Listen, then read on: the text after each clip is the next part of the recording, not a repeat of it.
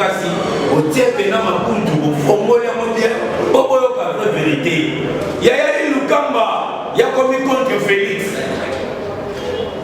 bana mboka Lukamba komi contre Félix yaya wana kwa telemela Félix ya lobaka eloko te bandekola biso wana poto Lukamba ana aloba te balobaka te yazana mpona kotelemelaka Félix mission batindaki ya mwana yalobaka te mais yakomotelemela bordonnance bapropos oyo eza ya chef de l'état.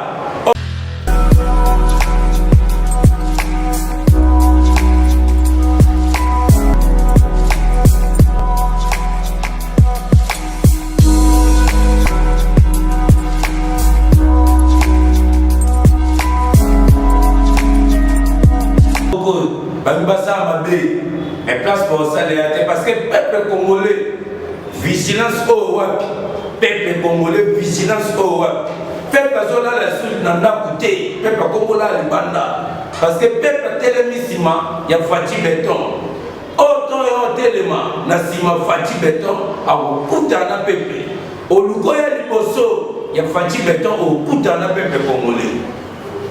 Alors la minute to no bagé o bande ko tu wana poto o wana mikila libanda na Afrika ngola Brazza o toza na makila ya congolais kota na ndaku fongola bisu petama ile na nyonso pona mboka na RDC biso pe to na kata to kunda na kata komana esilité face ya ba détracteur ya PPRD oza FCC oyi Front commun contre le Congo bana mboka bo pesa bango confiance ata mokete parce que à l'autre que na moche ya mabe mais biso peuple na peuple toi peuple comme conscient peuple la muka peuple congolais peuple IDPS peuple cash bola muka tous à la comme un seul homme tous chasser FCC FCC la PPT basa ba on a bango basa ba cadre basangana ba cadre ko ba yiba mbo mamuka basangana ba cadre ko ba détruire république basangana ba cadre pona koteka ba minéraux basangana ba cadre pona ko rendre population congolaise na niveau ya misère au koki ko croire na moti mais grâce à Fati Béton grâce à Fati Blindé tout le monde a dit non tobini cette fois-ci na limulu mais bango ba dembelika na lokolo baso dembela na lokolo mais il y a qui bango bikoki parce que autre zanae asa don de Dieu asa onza mapesi biso et c'est neto batele makasi tozala nae parce que sans Fati tonga tout le monde le côté niveau souffrance yaya tota ba point to mona comment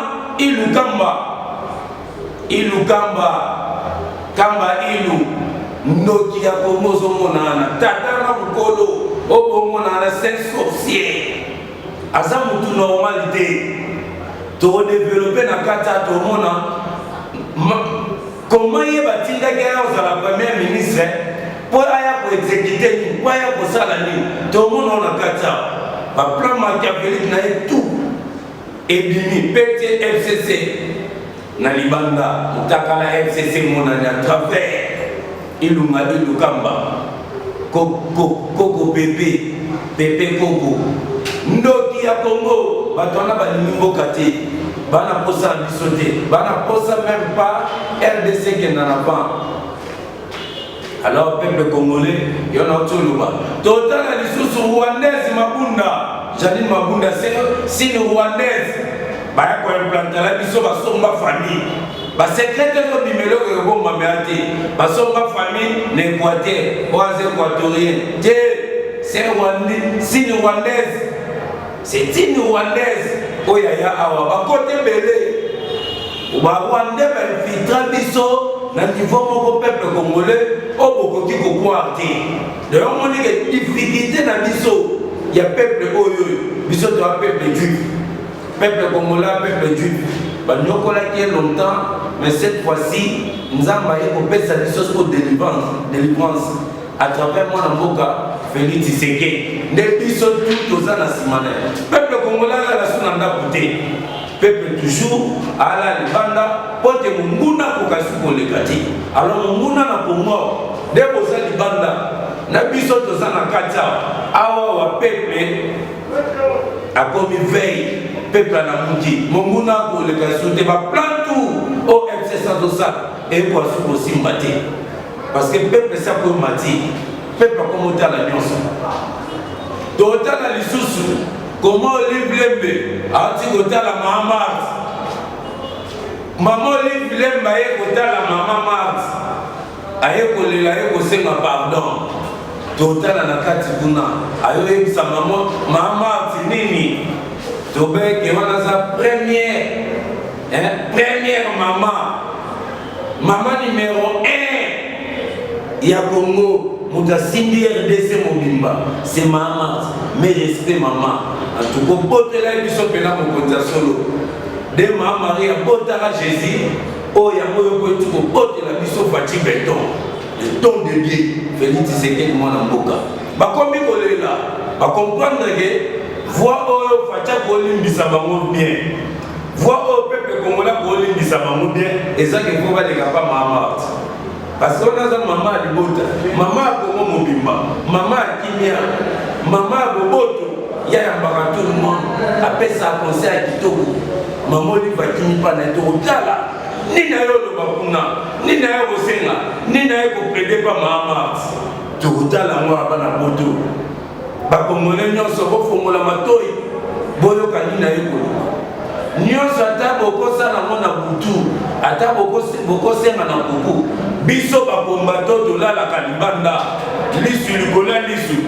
Tout le monde a nyonso pe to yo katu parce que maman a biso tout. Alors tout sur dossier Vital Kamerhe.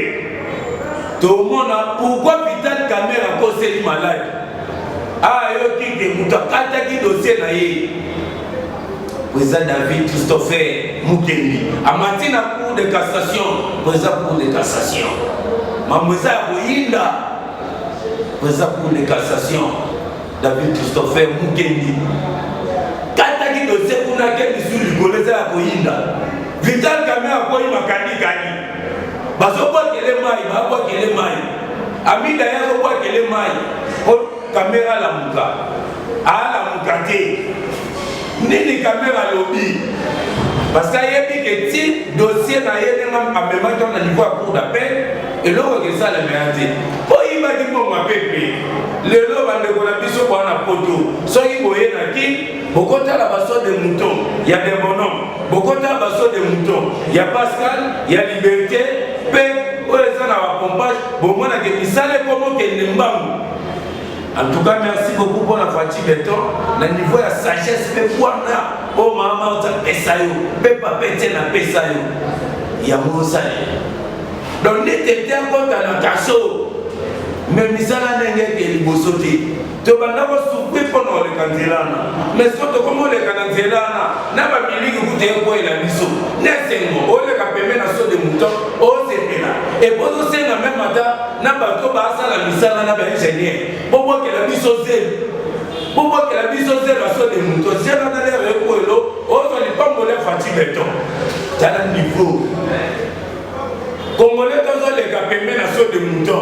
On sentit que baba face à zélo wana. Que quoi qu'elle a zélo on va pas mourir. Tala Congo dengue komiku, Congo komiku. Mais tout ça notre objectif là encore. De chasser FCC. Peko kanga Kabila. Mais il est lié. Bikoki, tout le monde a pas quoi na nyoso. On le laisse à Boyinda. La vérité c'est que le dimanche. Parce que nous faut m'avoir commis na Congo. Oh tout le monde est sur la montée. Merci Banamboka. Mais dit que vous fumez le mato, il vient à Makasi. Vous tirez bien à Makundu. Vous fumez le bien. Vous voyez la vérité. Il y a eu Lukamba. Il y a commis contre Félix. Banamboka et Lukamba commis contre Félix. Il y a eu mais la Félix. Il y a le bagelo côté. Bande de la vision à la poto. Il Lukamba ana lubate. Pas le bagaté. Yazana pour nous téléméla Félix. Mission batinda ke ya mwana. Ya lo barate. Mais ya comme téléméla. Ordonnance. Ba propos. Pour les chef de l'État. Or qu'il y a la compétence là été à un niveau où il a été. Il y a pour la l'état. Mais il y a combien de gens ni les gens à Sima. Regardez la mission. Mission de notre pays Banda. Mission à Yenio sur Banda. Peuple congolais, toi, Moniango. Mais puis notre Sigon a beau éviter. Alors vous allez toujours connecté dans l'occasion. Tout le monde est tout le monde est jamais à Kaboum. Moussala Salaki, Moussala Bandé Kosala, dans l'Assemblée nationale. Premier vice-président de l'Assemblée nationale, mes respects, honorable Jean-Marc Kaboum à Kaboum, 520 gigas. Tout le monde est Moussala Naosa, il y a des casseurs de G. Donc FCC Bazana va dire, vaut mieux que tout Félix, vaut mieux tout le monde dans l'IDPS. Mais, il y a un blocage. Le cola, Jean-Marc Kaboum a zati. Mais il y a un blocage. Barré na bango, ba programme na bango, ba plan machiavélique, ba plan diabolique pour ya bango, c'est Jean-Marc. Parce que banda kokoron paye, ou en opposition, ba poste ministériel, ou ba proposer à Sédan na monté, ba proposer nyos.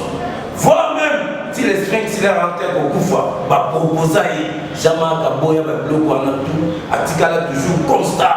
Abata ko servir toujours IDPS ba pesa IDPS a omema IDPS tina bokondi lopeto ana bokondi alors ne pas comprendre que Jean-Marc Kaboum to ko vanda na été parce que ko vanda na ye to ko avancer te ya ba mona ke ba bimise na bureau ba kanté soka ye encore ba meka kai ba meka ye et simbate soka continue ensemble na bureau ba fa ensemble moi moral ko mesana et puis que mo boni bisezalaka abo céder na ba na bango okende Jean-Marc Kaboum a cédalité Mamboka Balamboka, na otikolo baboué.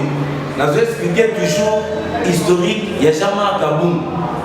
Tout le monde a alors, combien bangaba même chef d'État dans notre trahison, mais rien. Bah il faut décider que va ministre Jean-Marc Kaboum dans Kaboum na bureau, va créer ma destitution le Kouda. Si le leur Assemblée nationale les a toujours bloqués. Donc, il y a toujours Jean-Marc Kaboum, Janine Mabunda, la Rwandaise, croyait prouver sa force en destituant Jean-Marc Kaboum, leader de leur leader. Or, il y a des idioties, or, il y a des mamans négées. Il y a des gens qui croient qu'à destituer Jean-Marc Kaboum, or, il y a des problèmes. Il y a des gens qui croient Jean-Marc Kaboum, oui, mais tout n'a pas coûté combien? Oui, mais connaissance sur les animaux, maîtrise à maîtriser RDC, maîtrise à maîtriser le peuple congolais, base à IDPS, peut pas combattre RDC à Poto. Oui, mais nous doit jamais écouter combien. Pour moi, il y a des Zakuna. Nous y a des Zakuna pas péter dans le ticket là. Oui, mais écouter combien. Alors, Janine Maboum dans la Rwandaise, dans la réalité de comment vivre dans le terrain. Jean-Marc Kaboum a bimi dans l'Assemblée nationale. Tout le monde dit débat. Il y a tout le monde. Jean-Marc Kaboum a bimi dans l'Assemblée nationale. Tout le monde dit loi. Il y a professeur, soi-disant professeur de l'Okuta. Mina Kuna Gari Sakata. Et Koti Koko Tate. Toujours pour Jean-Marc Kalibanda. Tout le monde dit Jean-Marc Kalibanda. Il y a bureau de l'Assemblée. L'élection qui est beaucoup qui est l'élection sanité. Là, Jean-Marc Kaboum qui est l'Assemblée. Moi, je suis téléma. Moi, je suis téléma. C'est le lot. Moi, je suis téléma. Si il y a des vacances parlementaires, suite des athlètes, il y a des vacances. Donc, moi, je suis dans la photo des vacances parlementaires. Moi, je suis dans la suite des athlètes. Toyeba tede bakenda ya kobatama o muso continue tinelo la nation na matiti député point Janine Mabunda Dusoni na batuani na nation na kota parler du peuple na soko le kota stade abima na point total na kuna bo o Chadal o te Caleb yaya ba député ya PPRD PFCC de bakenda vacances parlementaires. Tu seras dans des poissons, tu as évité de me tirer tes bakenda à nous. Le gars est Sima Jean-Marc Kaboum, na bureau de l'Assemblée nationale, John Numbi Asara, Libanda, le lors sur la fonction d'Assa de Sigama Souté. Nous sommes pour Jean-Marc Kabimel Libanda, il y a l'Assemblée nationale. Peuple congolais fongo la mise, Bana Poto fongo la mise. Jean-Marc Kaboum a tiré à Souté, il y a IDPS. Il y a un leader. Après Papa Etienne, Félix Tshisekedi. Après Félix Tshisekedi, Jean-Marc Kaboum. Après Jean-Marc Kaboum, Odyssey Kabouya. Après, on a président Kebano. Et ça, des gars. Et ça, pour ça, après Kebano, on a président Charlie. Tu es le trésor international Mokila, la PCP a monté délai parce que Moussa Lessa Magitoko, la PCP président Cordon Wulikala, a monté délai pour les amis de Jama, donc direct. Peuple congolais, Moké est à Moulakitoko, parce que FCC va un blocage, bah comme on est là, la minute Oyoyo, FCC va aller, bah belle une communauté internationale, bah yo c'est pour la banque, ok, bah battre le bosso. La communauté internationale à 4 RDC. Nous sommes pour ma peuple. L'assassinat, mode de vie, l'assassinat, la tuerie.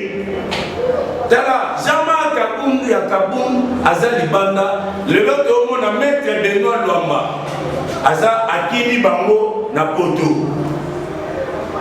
Président pour constitutionnel Azali Souté, et Tika les filles. Nous sommes est tombé.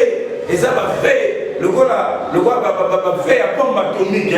Les répètes qui on mutabi maloko ekukana on mwasa boti mwana liste za na katikati on mutaboti mwana maboko mibaleka mama na tolo ya va faire tout ça mala Congo et ya va signer nous sommes pour jamais avec moye qui était de mamoko bino bobeka tala des politiques économiques donc on va préférer dans la politique qui bat la match, qui bat la musique. Peuple congolais font la mission. Tout le monde est mission comme à Kendaki Poto, à Kendaki Lubumbashi. Mission Zalaki, peuple congolais. Et à ma Konzo, tout le monde dirait toi na Bakonzi. Baba Konzi, ce sont des démons. Bakonzi, ce sont des démons qui peuvent péter. Après avoir, on a expliqué mission de Bélé, et ça m'a matou. Et ça m'a matou. Ma première mission est à Zoali Soussou, et on a dit John Numba Yanaï, John Numba Boy. Comme premier ministre, on a un général pas en fonction de Aboy. Mais ma salle bloc, il y a Kassi, il y a FCC à PPRD, Baké Kotal et pour rendre hommage, pour réconforter des ballons liés. Inspecteur, il y a FARDC. Est-ce que c'est normal? N'a pas ministre qui est là. Donc c'est que c'est général. Il y a FCC. Or, que nous sommes députés, les soldats, n'a pas policier, la politique. Mais comment expliquer que tout le monde a John Numbi a assisté à la FCC? Est-ce que c'est normal? Commandant Cyprien, Sokatio Moupanzi, Boyenim Data la Mapinga. Est-ce que la loi au Mokunzambo Kazozwa, étant que commandant suprême de l'armée, est-ce que Etali le premier ministre, est-ce que Etali le politique, Etali le modèle? Il y a regretté le Lenimbo qui est en Molama, n'a pas FCC. Pour calculer, on a toujours un malamouté. Pourquoi un chef d'État pour m'expliquer qu'il nous cambo papi Coco? Coco papi, il nous kamba, kamba il nous. Comment expliquer que nous avons propos pour un chef de l'État? Dans le niveau d'idiotie. Et puis, on a un dossier. Papi Coco, on a il nous kamba un dossier. 400 millions pour nous na Katanga. Na SNCC, c'est la bande pour travailler. Tout ce qui n'a pas fait pour le dossier pour nous. A tombé la terre, il y a 200 millions. Ok, il nous a 400 millions de dollars. Mais tous il y a 35 millions, 27 millions pour la Covid. On attend sous 53 millions. Mais ok, nous pour aller 400 millions dans le groupe FCC. Et puis dans SNCC, batterie de la sûreté. bamituka et comment minéré. Comment expliquer ça? Mboka mouné le quoi à Congo, toi n'a pas minéré belé, toi n'a pas même belé. Mais train quoi même ma minéré et ça les sous-té là na mboka ba na mboka. Bon faut mon ami sur ça sérieux na makambo. Bato ba sérieux. Kuna toki sous chada na nemi batelemi.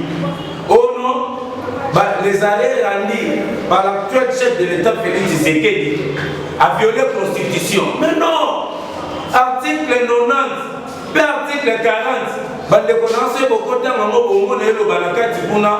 en cas où il y a l'absence du Premier ministre, c'est le vice-premier ministre qui jouera l'intérim.